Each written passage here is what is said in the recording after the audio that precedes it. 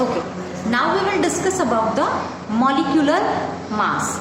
Molecules we have done. Okay बेटा, अब discuss करते हैं molecular mass क्या है. So first of all let me define what is molecular mass. So molecular mass of a substance is the relative mass. ये क्या है? It is the relative mass of its molecules as compared with the mass of a carbon 12 atom. Carbon 12 atom taken as 12 units. Okay, ये आप इसको याद कर सकते हैं. फाइन. सो मॉलिक्यूलर मास क्या है? रिलेटिव मास है आपका ये. Okay okay, so what is molecular mass? It is the relative mass of the molecules as compared. किसके कंपैरिजन में? Mass of carbon 12 taken as carbon 12 units. ठीक है बेटा. अब कैलकुलेशन कैसे करेंगे? ओके, हमने क्या करना है? कैलकुलेट करना है मास को. सो देखो, आपको मैं सेंड करूंगी atomic mass of some of the elements click करके, और वो भी आप नोटबुक में नोट कर लेना. ओके, सो देखिए आपको समझाती हूं मैं. How will you calculation of the molecular mass. Okay, so इसको कैसे कैलकुलेट किया जाता है? इट इज इक्वल, देखो, it is equal to the sum of atomic masses of all the atoms present in one molecule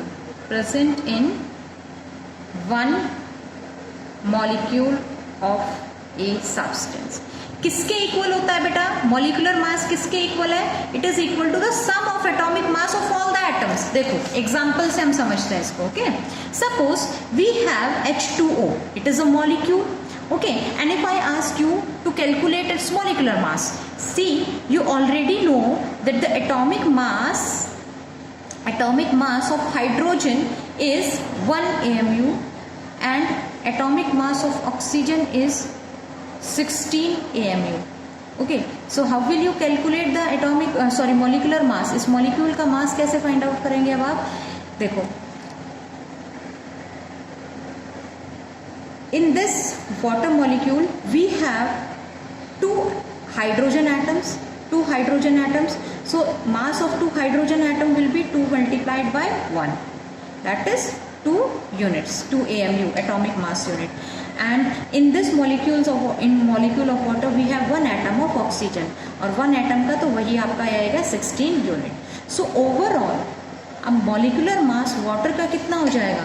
so the molecular mass of water will be, water means H2O, it will be mass of atomic mass of 2 hydrogen atoms plus atomic mass of oxygen atom. एक ही oxygen atom है ना उसका. सो 2 hydrogen atom का मास कितना हो गया था बेटा? 2 यूनिट्स यूनिफाइड मास. एंड एक ऑक्सीजन एटम का कितना था? 16 units. Fine, you will just add it. So the answer will be 18U.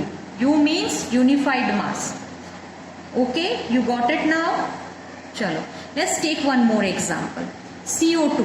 Suppose I ask you to find out the molecular mass of CO2. So you already know that the atomic mass of carbon कितना होता है? 12. And atomic mass of oxygen कितना है बेटा? 16. Fine.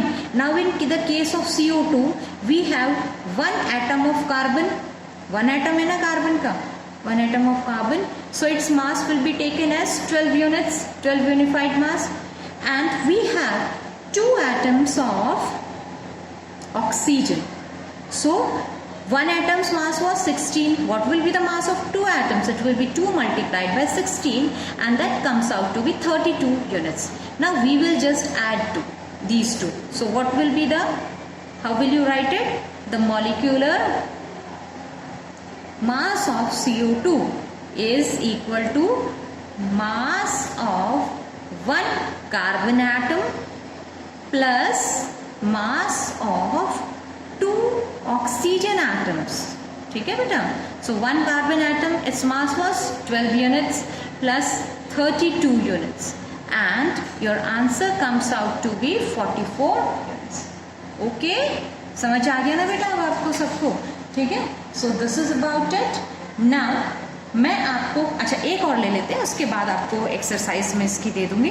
ठीक है, H2SO4. Suppose you have to find out the atomic mass, sorry molecular mass of H2SO4.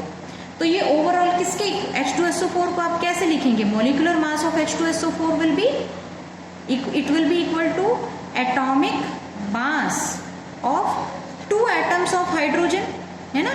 To H2SO4 है तो two atoms of hydrogen plus atomic mass of one atom of sulphur, एक sulphur का atom, plus atomic mass of 4 atoms of oxygen. Oxygen के 4 atom है. अच्छा, अब hydrogen का atomic mass क्या है बेटा? 1. एक एटम का 1 है तो 2 एटम्स का क्या होगा? 2 multiplied by 1 plus atomic mass of 1 atom of sulphur. तो 1 एटम है और सल्फर का मास 1 एटम का होता है बेटा 32. ये मैं आपको दे दूंगी पूरी टेबल इसकी. So mass is 32 plus atomic mass of 4 atoms. 4 atom किसके हैं? ऑक्सीजन के.